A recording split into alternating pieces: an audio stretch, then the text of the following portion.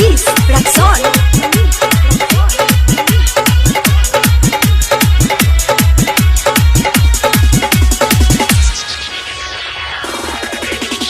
करे छही डांस बड़ा बोलिए डुमा तो करे छही डांस बड़ा बोलिए डुमा दुगो तकिया हटाते छे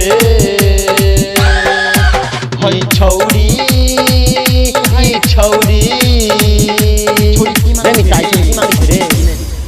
ई छौरी अनार मांगे छे आ दुगो भातार मांगे छे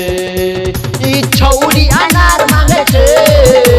आ दुगो भातार मांगे छे इत करे छही डांस बड़ा बोलिए डुमा इत करे छही डांस बड़ा बोलिए डुमा दुगो तकिया हटाके छे ई छौरी छुड़की मांगे छे रे पता न ई छौरी अनार मांगे छे आ दुगो भातार मांगे छे ई छौरी अनार मांगे छे आ दुगो भातार मांगे छे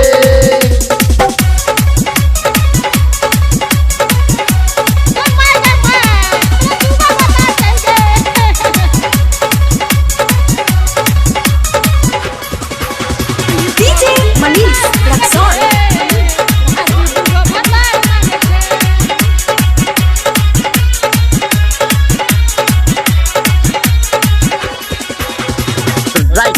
संजीत से चल कई रे प्यार रे छोरी ताकई छै उ दोसर भातार रे संजीत से चल कई उ प्यार रे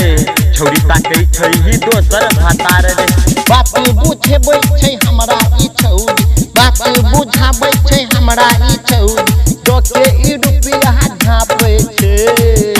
हई छौरी रे निताई छुड़की मांगे छे रे